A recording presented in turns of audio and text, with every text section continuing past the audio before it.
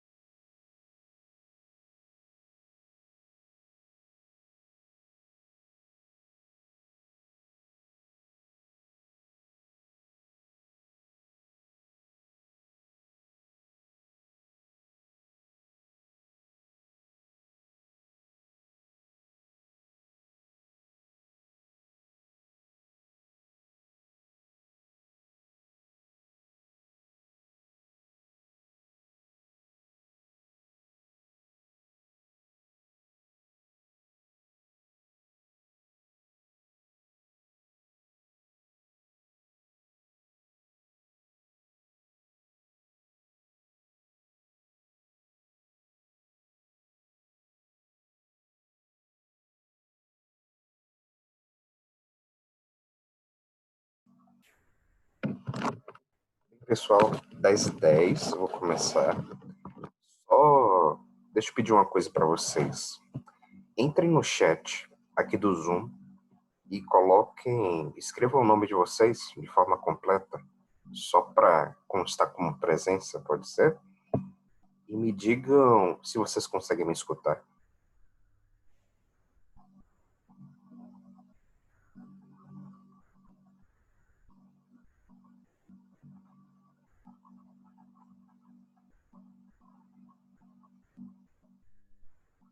Vocês conseguem me escutar? Vocês podem responder por áudio, não precisa ser escrevendo, não. Só o nome que precisa escrever no chat.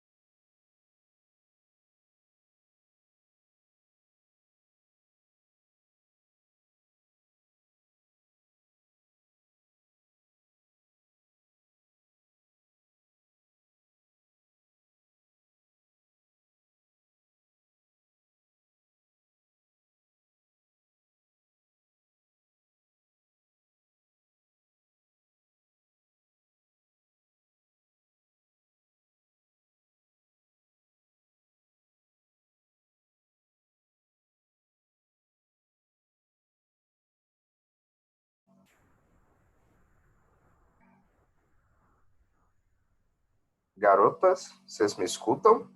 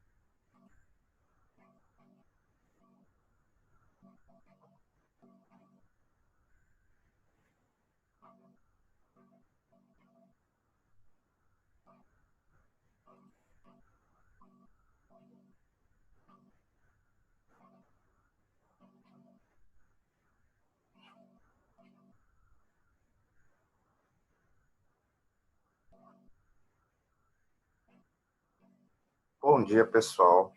Conseguem me escutar?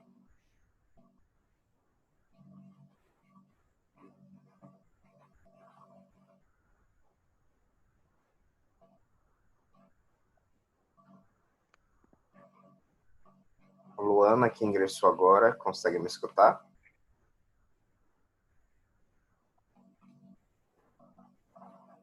Valéria, Gabriela, Luciene, conseguem me escutar?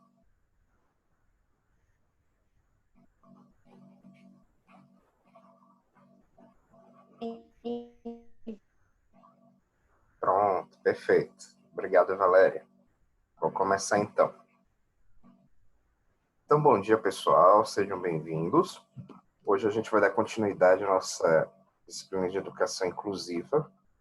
E hoje a gente vai falar sobre os principais eventos científicos que ocorreram tanto no exterior quanto fora, ou tanto no exterior quanto no Brasil, que permitiram que a educação inclusiva ela pudesse ser implantada, certo?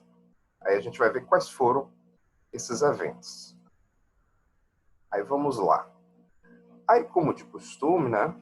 Antes de começar o assunto de fato, eu gosto de revisar, relembrar o que a gente viu nas aulas anteriores. Então a gente começa, né, com o que a gente viu até então na nossa disciplina de educação inclusiva.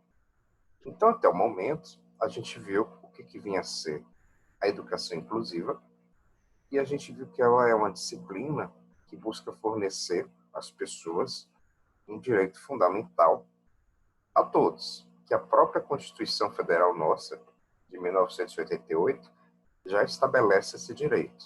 E qual é esse direito? É o acesso à educação. E ainda estabelece que as pessoas elas não podem ser excluídas, perante os outros. Não pode ser excluída em relação a quê?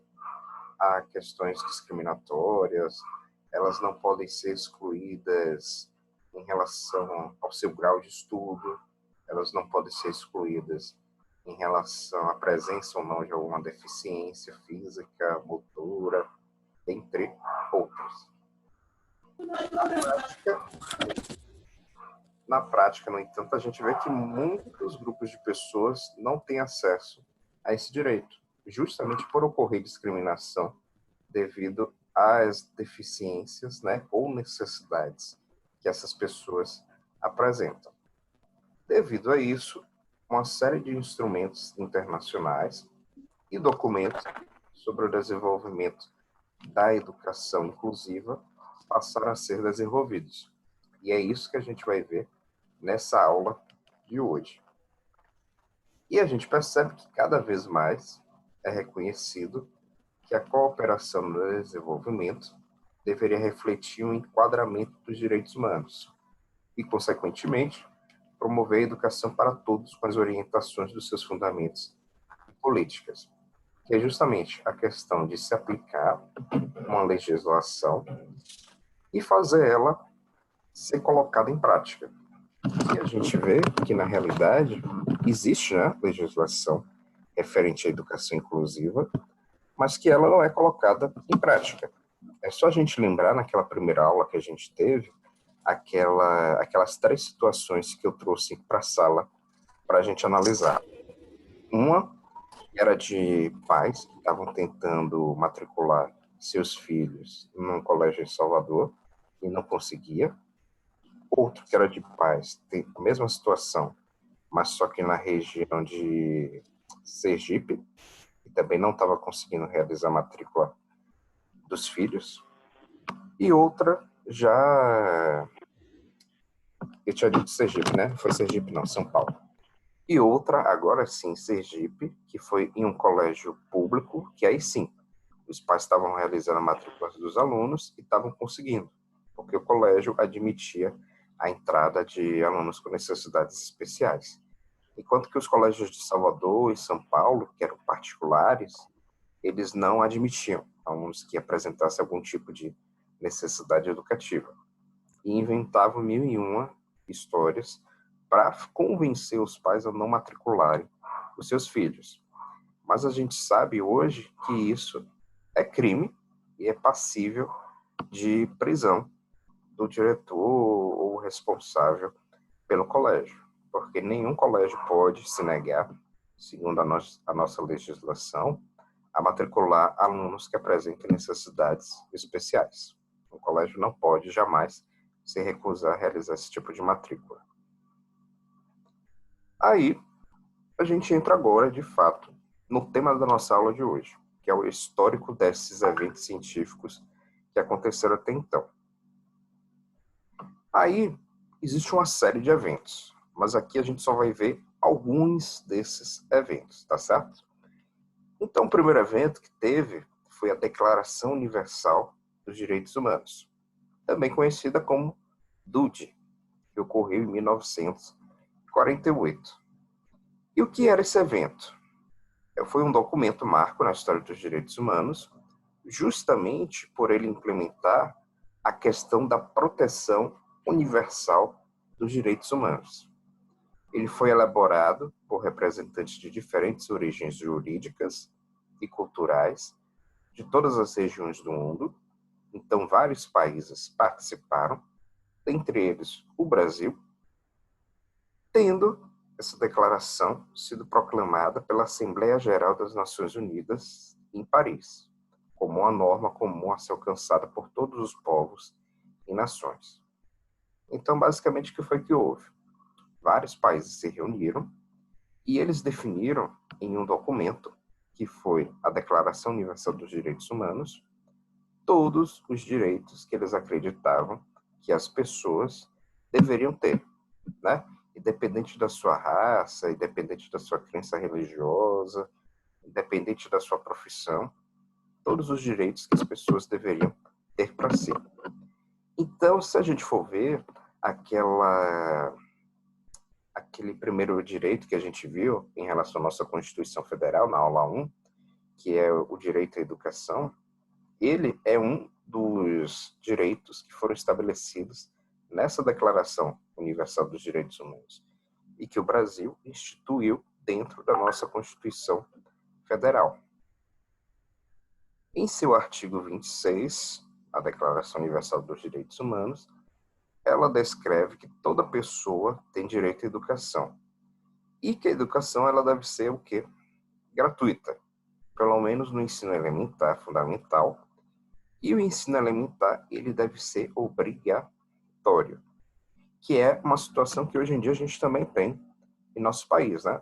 Toda criança tem direito à educação e essa educação ela é gratuita, pelo menos no ensino fundamental. Além desse primeiro evento, o DUDE, a gente teve o segundo, que foi o CNUDIC. E como é que se caracterizava esse KNUDIC? Basicamente, ele definiu 4 princípios, 4 regras gerais que fundamentavam a educação. E quais eram esses princípios? Primeiro princípio, a não discriminação, fazendo uma referência específica a crianças com deficiência. Isso é estabelecido no seu artigo 2, né? Então, toda escola que tivesse, ou toda escola não, perdão, todo aluno que estivesse frequentando um ambiente escolar, ele jamais poderia sofrer discriminação, tanto em sala de aula, assim como no momento em que ele estivesse realizando a sua matrícula no ambiente escolar. Situação essa que a gente sabe que hoje em dia acontece bastante, pelo menos para quem está realizando o processo de inscrição no colégio, né? Um segundo princípio foi o interesse superior da criança, está estabelecido no artigo 3, e o que quer dizer esse interesse superior da criança? Basicamente, que quando a gente for ministrar uma aula para a criança, o que deve ser levado em interesse? Basicamente, deve ser lecionado, deve ser ministrado para a criança tudo aquilo, todos aqueles conceitos, todos aqueles assuntos que vão favorecer o seu desenvolvimento como indivíduo. Então, tem que se conhecer quais são as características da criança, né? Qual é a sua realidade, a fim de que o professor saiba o que deve ser ministrado para que ela possa se desenvolver. Além disso, um terceiro princípio é o princípio da sobrevivência e do desenvolvimento. E o que é esse princípio da sobrevivência e do desenvolvimento? A escola, uma vez que saiba qual é a realidade da criança, ela deve fornecer a essa criança todos os elementos necessários que permitam que ela dê continuidade aos seus estudos e que ela possa, sim, se desenvolver como indivíduo. Então, por exemplo, nos colégios públicos, né, eu não sei se vocês chegaram a estudar em colégio público ou se já realizaram estágio, mas se tiverem feito estágio já, vocês já devem ter visto que normalmente os colégios públicos eles têm cantina, né? E por que tem cantina? Porque eles sabem que muitas vezes os alunos quando vão estudar, eles não foram com o café da manhã tomado, né? Se tivesse da tarde eles não almoçaram, se for à noite eles ainda não tomaram o café da noite. Então isso serve como um elemento a mais para permitir que caso esse aluno esteja com fome, ele possa se alimentar e uma vez alimentado, ele consiga assimilar melhor aqueles conhecimentos que vão ser passados em sala de aula.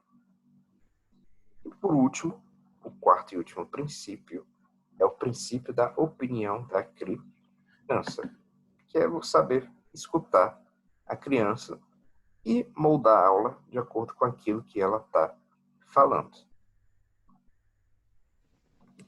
Esta convenção, que foi o CNUDIC, ela apresentou uma nova base ao declarar que os pontos de vista das crianças elas deviam ser considerados. E por que isso? Porque todos os eventos que foram anteriores, né, a exemplo do evento da Declaração Universal dos Direitos Humanos, que a gente viu anteriormente, ela era baseada em quê, basicamente? Em tudo em que os adultos acreditavam ser o ideal para os seus filhos. Não se escutando o que as crianças acreditavam, o que as crianças sabiam, né?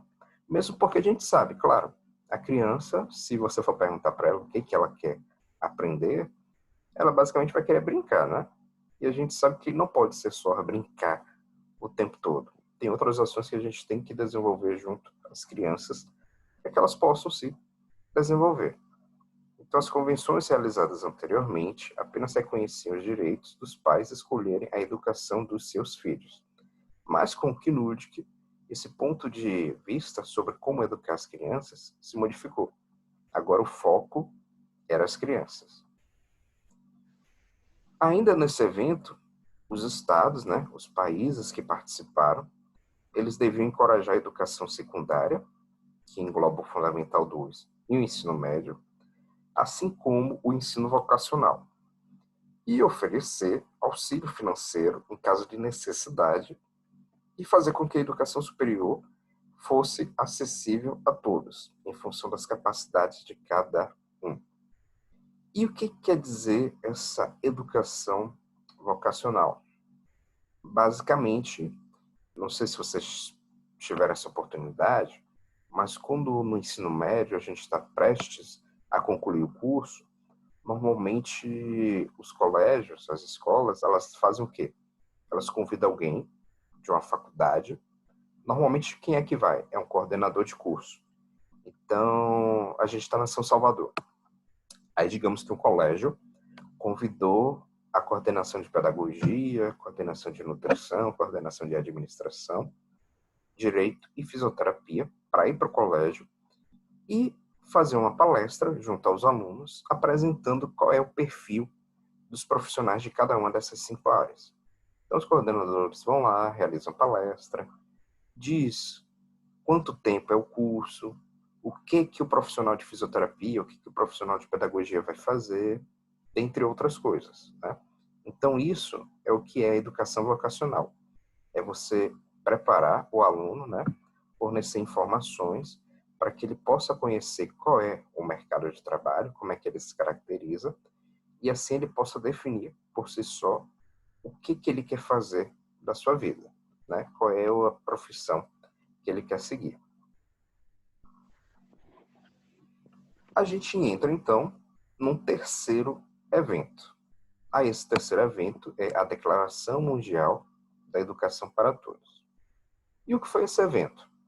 Ele ocorreu em 1990, ocorreu na Tailândia, e ele tentou sanar alguns problemas, alguns desafios que eles não haviam sido solucionados nos eventos anteriores. A exemplo do Kenud que a gente viu. Então, quais seriam esses problemas? Primeiro, embora esse termo, assim como os anteriores, não usasse o termo inclusão, né, ainda não era um termo utilizado, várias declarações mostravam a importância de assegurar que as pessoas dos grupos marginalizados tivessem acesso à educação no sistema de escola regular, destacando-se entre eles alguns que a gente vai ver a seguir. Mas antes de falar deles, o que eram esses grupos marginalizados? Poderia ser, por exemplo, indivíduos de baixa renda, poderia ser índios, né? Grupos de índios. A gente sabe que quando a gente é pequeno, muitas vezes a gente sofre discriminação pelo coleguinha de sala de aula, né? Pode ser pela sua condição física, se você é muito gordo, se você é magro demais. Então, imagine povos desses grupos marginalizados, né? Pessoas de baixa renda, um índio. Então, uma sala de aula que tem 30 alunos e um único é um índio. Então, provavelmente, esse único aluno ele pode sofrer algum tipo de discriminação perante os demais colegas. Então, a gente tem que ver como é que a gente faz para evitar esse tipo de situação. Então, esse evento, né, o Educação para Todos, quais foram as premissas, né, que ele estabeleceu? Uma primeira, que a gente já tinha visto em todos os eventos anteriores, era que a educação é o direito básico para todos. Então, se a gente for ver, o primeiro evento que a gente viu na aula de hoje é de 1949. Então, já se passaram quase 40 anos e ainda não tinha se alcançado esse direito. A gente está hoje em 2020 e a gente sabe que nem todo mundo tem educação, né? Tem acesso à educação. Então, é um problema que existe até hoje. Outro desafio, reconhecer que grupos em particular eram excluídos. Esses grupos em particular poderiam ser o que eu falei anteriormente, pessoas de baixa renda, grupos de índios, grupos de tribos, entre outros. Outro desafio, devia-se ser assumido um compromisso efetivo para superar as disparidades educacionais. Então, por exemplo, né, aula de educação física, principalmente os meninos e as meninas são separadas. Aí o que que acontece? Normalmente os meninos, eles são conduzidos para realizar aula de futebol e as meninas, elas são levadas para fazer aula de vôlei ou baleado, né? E se o menino quisesse fazer baleado ou vôlei? Normalmente o professor não deixava, né? Eu não sei na época de vocês, mas na minha o professor não deixava, não. E se a menina quisesse jogar futebol? Mesma situação, o professor não deixava. Ele já estabelecia, menino vai jogar futebol e menina vai jogar vôlei ou baleado. Além disso, isso é pensando na questão da escola. Mas existem outras disparidades educacionais. Ambiente de trabalho, né? Isso talvez vocês até vivenciem em seu dia a dia. E a gente verifica muito no jornal. Tem lá um homem e uma mulher. Os dois são administradores formados. Mas no momento que estão sendo contratados, normalmente um homem recebe um salário maior do que a mulher. E por que isso? Né? A gente se pergunta se os dois são formados na mesma área, né? Mas existe um certo preconceito em se pensar que as mulheres elas não são tão capazes educacionalmente, né, de realizar uma função do que os homens. Por que isso, né? A gente fica se perguntando. Por exemplo, eu não sei vocês, mas eu tenho uma visão de que as mulheres elas dirigem muito melhor do que nós homens. Se você for ver, normalmente quando passa no jornal, acidente de trânsito, é muito raro você ver uma mulher envolvida em acidente de trânsito.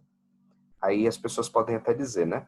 Ah, isso acontece porque normalmente a maioria das pessoas que tiram carteira são homens. Aí a gente pensa, né? Olha aí o preconceito estabelecido. Pode até ser, mas mesmo assim, as mulheres ainda são minorias. Aí bora lá. Outro desafio. Não se deve sofrer qualquer tipo de discriminação nos acessos às oportunidades educacionais. Fato esse que existe até hoje, a gente presencia essa discriminação. Outro desafio. É preciso tomar medidas que garantam a igualdade de acesso à educação aos portadores de todo e qualquer tipo de deficiência, como parte integrante do sistema educativo.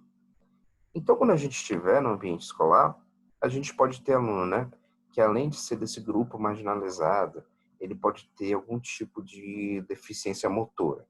Exemplo, digamos que a gente tem um aluno que é cadeirante. Ele vai para o colégio numa cadeira de roda.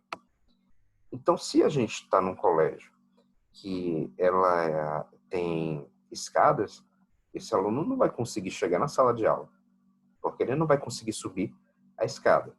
Então, a escola tem que passar por algumas adaptações, né? Exemplo, estabelecimento de rampas, porque se tiver uma rampa, o aluno consegue subir na cadeira de rodas. Mas só que além de ter a rampa, tem que ter outra coisa. Tem que ter nessa rampa como é que chama? Aquele suporte para você se segurar, como é o nome? Me ajude aí, ajuda universitária.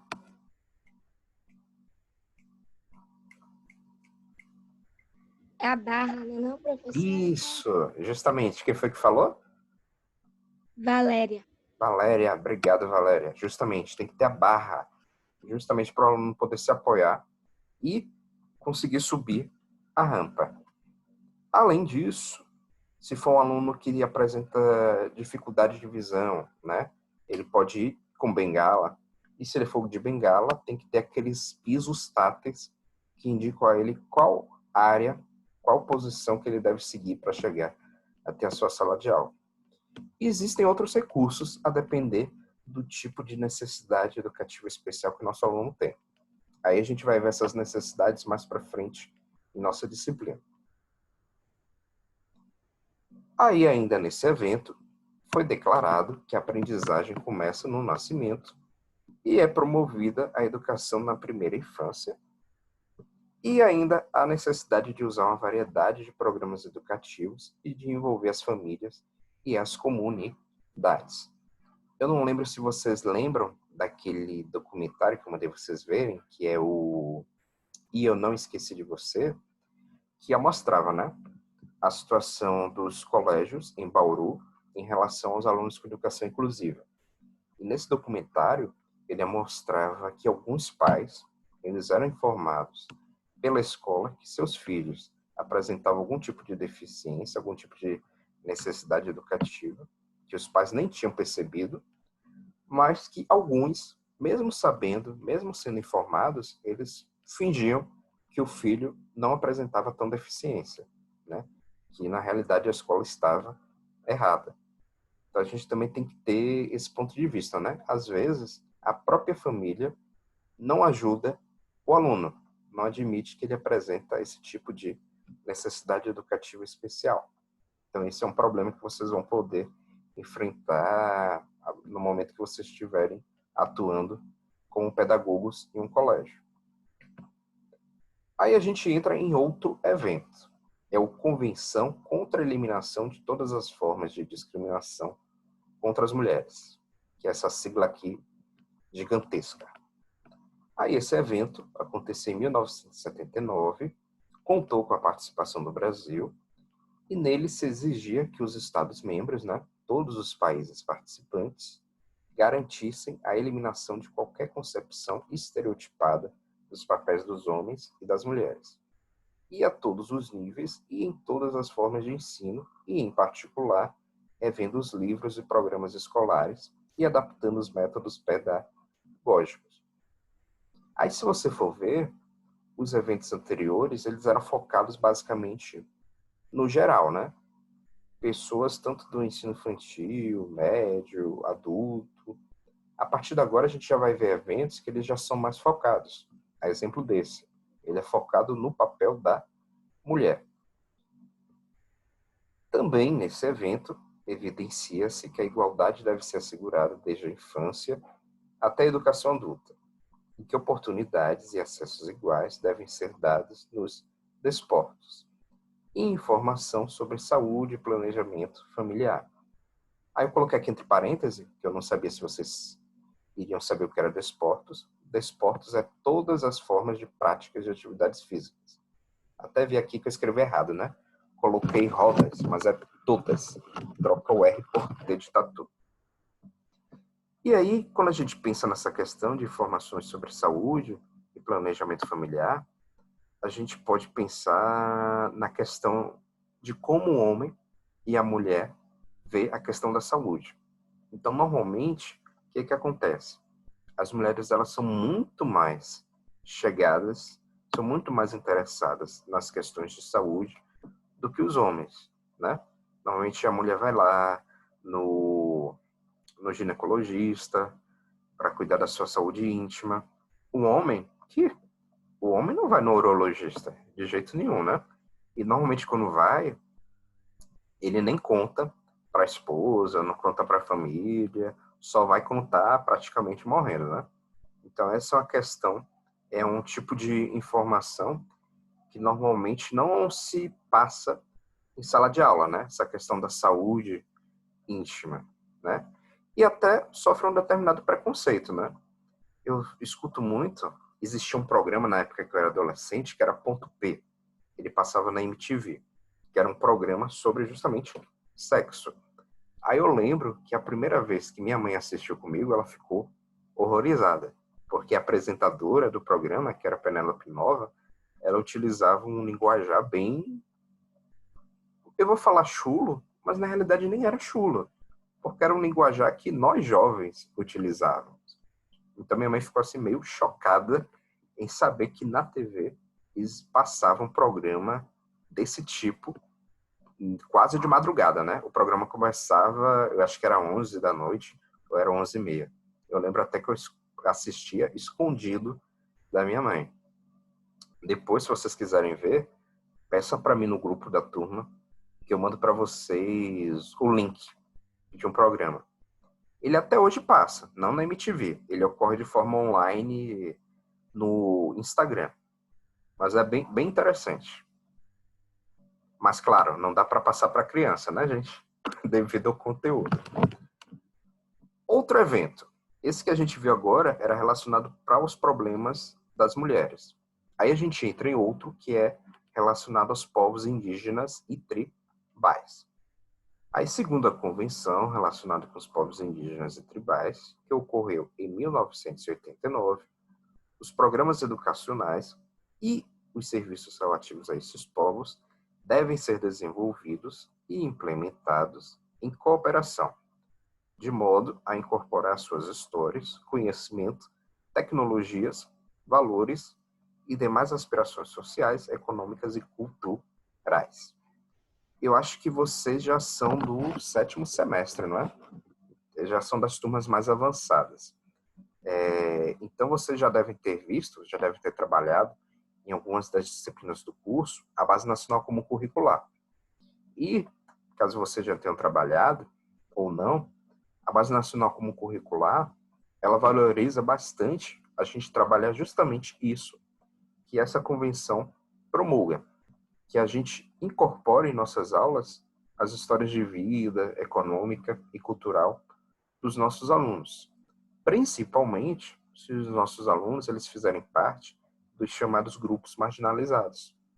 Porque normalmente esses grupos marginalizados, eles são minorias. Então imagine, se eles são minorias e a sua história, a sua cultura, ela não é estudada, como é que essa história ela vai passar para frente? Ela vai acabar se perdendo, né? Então, por isso de se estudar a origem, a história desses indivíduos. Esta convenção destacou alguns pontos que são altamente necessários à educação inclusiva dos povos indígenas e tribais. Dentre eles, a importância de trabalhar com esse grupo, já que é um grupo marginalizado. O currículo deveria respeitar e incluir o conhecimento desses indivíduos quanto aos seus valores, aptidões e culturas. Declara que as pessoas de grupos indígenas e tribais deveriam ter formação em formular e implementar política e, por fim, assumirem total responsabilidade por estes programas.